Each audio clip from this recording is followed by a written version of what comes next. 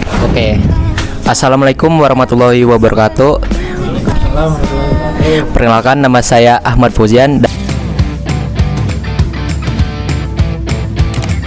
dari Teknologi Rekayasa Otomasi angkatan 2023 dengan NIM digit akhir 064. Di sini ada seseorang pembisnis dari anak TRO juga angkatan 2023. Bisa diperkenalkan diri?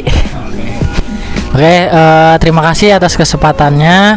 Ahmad Fauzian, perkenalkan saya Rosan Fikri Al-Amni Azra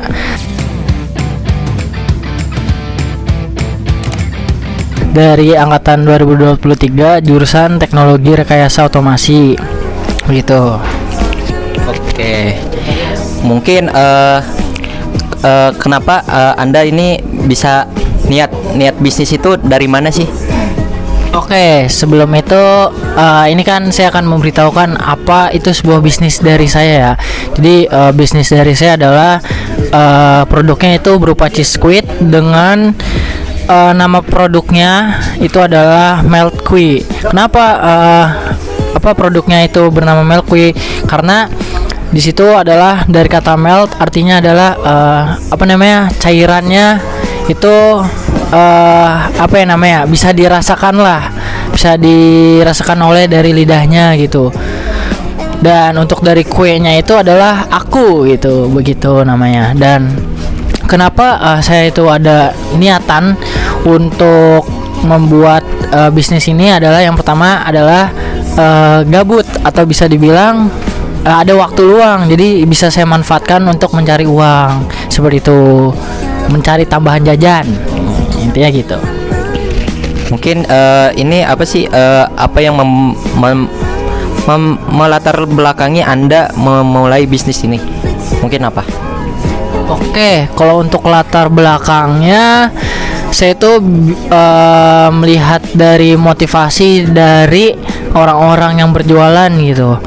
Apakah mereka juga berjualan hanya gabut, apakah hanya untuk memenuhi kebutuhan, dan tidak jauh dari permasalahan dari dua tersebut gitu untuk latar belakangnya. Dan kenapa saya ambil cheese squid juga, yaitu saya melihat di Tembalang ini jarang banget yang jual cheese squid gitu.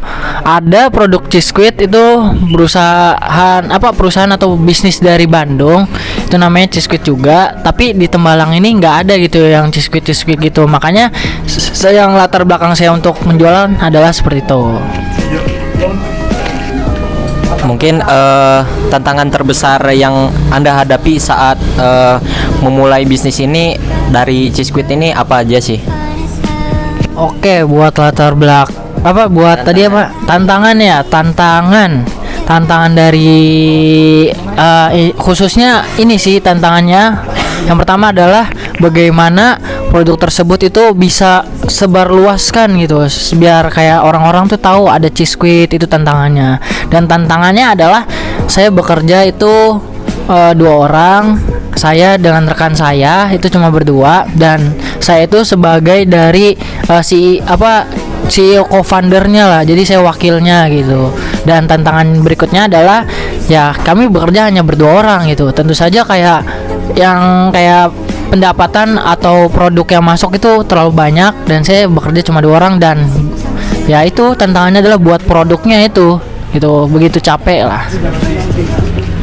Mungkin target pasar si cheese squid ini buat kalangan masyarakat atau mahasiswa atau apa sih? Mungkin lebih banyaknya itu target pasarnya ke siapa gitu? Oke, target untuk pasarnya itu adalah biasanya saya itu merenggut dari mahasiswa gitu, mencakup dari mahasiswa. Dan kenapa bisa targetnya itu untuk mahasiswa atau umur remaja? Ya bisa dibilang orang tersebut adalah FOMO gitu. Jadi kayak membeli barang tersebut, apa nih, kok ada cheese squid gitu. Jadi FOMO untuk beli kayak gitu. Mungkin secara promosi ini itu si barang itu dari fokusnya di online, dari poster atau dari penyebaran dari grup WA atau di IG gitu, pasang poster, atau secara offline gitu kita nawarin ke orang-orang yang pengen cheese squid aja.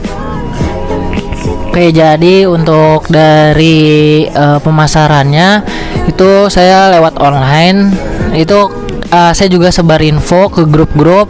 Kayak contohnya ada grup juga kayak sebar info luas, kayak contoh grup jasa titip kayak gitu. Terus dari Manfest biasanya.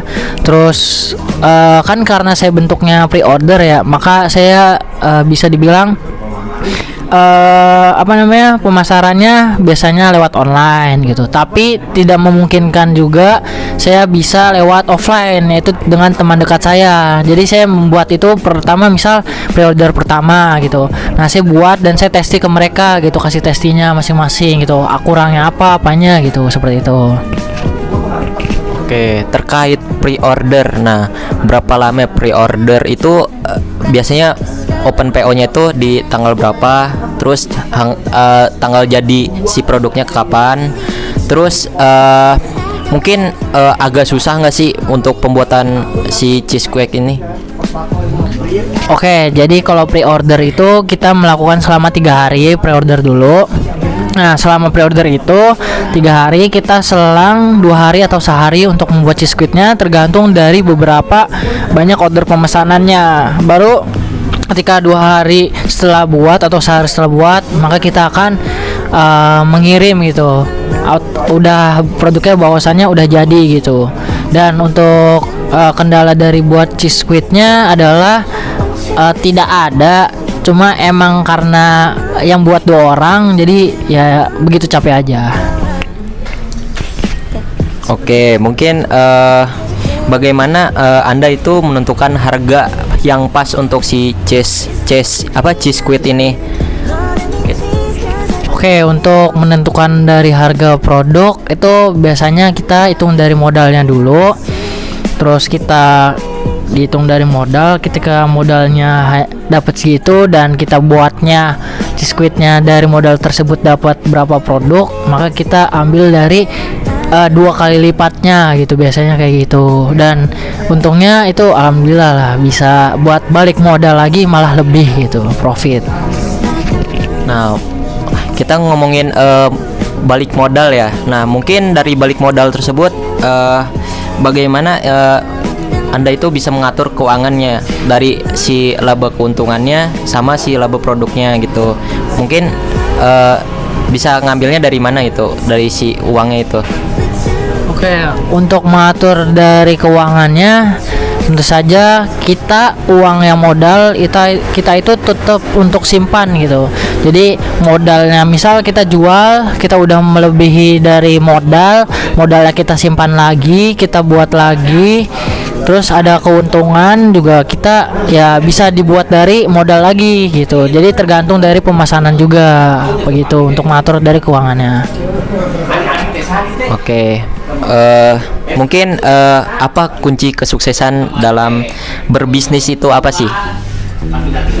Oke, mungkin kunci kesuksesan dari sebuah bisnis adalah yaitu tentu terus berusaha aja sih, karena bisnis itu ada kadang kalanya lagi banyak pemesanan, banyak kayak banyak orderan dan terus menurun juga. Jadi ya kunci kesuksesannya adalah terus berinovasi. Kayak contohnya berinovasi dengan produk-produk yang ada. Contohnya adalah dari rasanya begitu, dan ya semangat aja untuk berbisnis gitu.